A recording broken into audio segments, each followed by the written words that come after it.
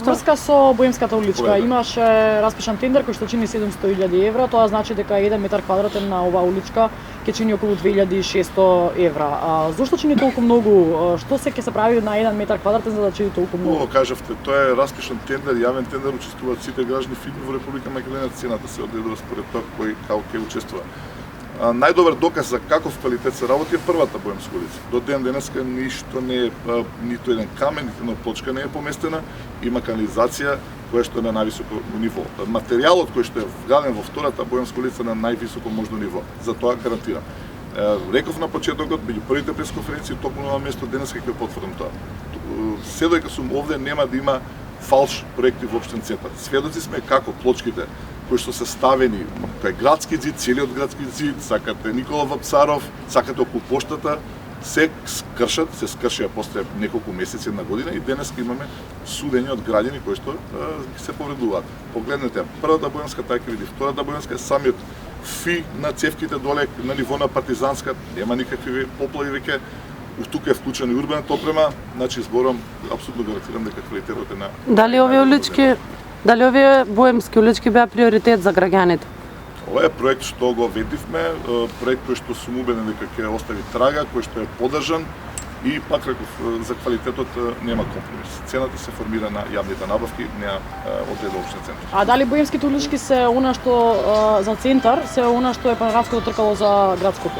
Панорамското тркало за мене е апсолутно непотребно. Тој ќе прашате градоначалникот на центар.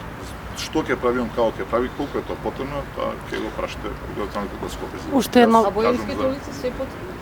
Боемските улици, јас велам што да не е само Боемска, тоа е освоена, ако сакате, имаме освоена пешачка зона, што секаде во секој центар, зборуваме си во центар на Скопје, е сериозен. Уште едно прашање, колку пари ќе чини новогодишната прослава општина Центар?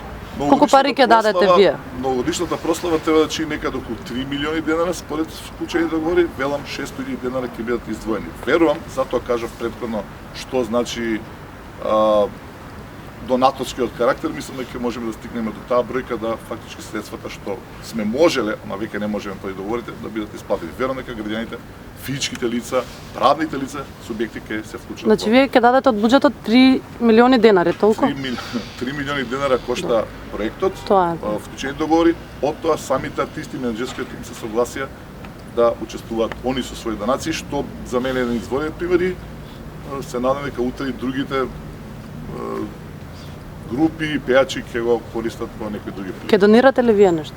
Јас сум спремен да донирам цела година. Оно што го донираме како општен центар го знаете, лично што го донирам, никој се се фала затоа што кога се фалите со донација, фактички се фалите со нешто друго. Може ли ваш став по повод изградбата на нов пешачки мост на путевот од Дрводекор до плоштад Богородица? Град Скопје веќе објави оглас за изведба на основен проект, инфраструктурен проект, идеен проект. Мислите ли дека има потреба од нов пешачки мост на оваа локација? Прв пат од вас слушам за ваков проект, треба да го разгледам да видам што тоа значи. Сведоци сме во моментов дека не само Скопје, владата прави низа на непотребни објекти. Проект треба да видам зашто се работи, па да соопштам, да видиме дали навистина потреба или нема. Ќе биде несериозно денеска да не. Колку ќе чини Боемската втора улица и што се ќе? Боемската улица кошта толку што е кажано од вашата колешка. Меѓутоа таму не се само мермерите и границата, таму е целата урбана опрема и така натаму. Тврдам дека е нешто што ќе остане за веки векот, тврдам дека е квалитет на највисоко може ниво. Пак ќе кажам, центар заслужува да има највисок квалитет.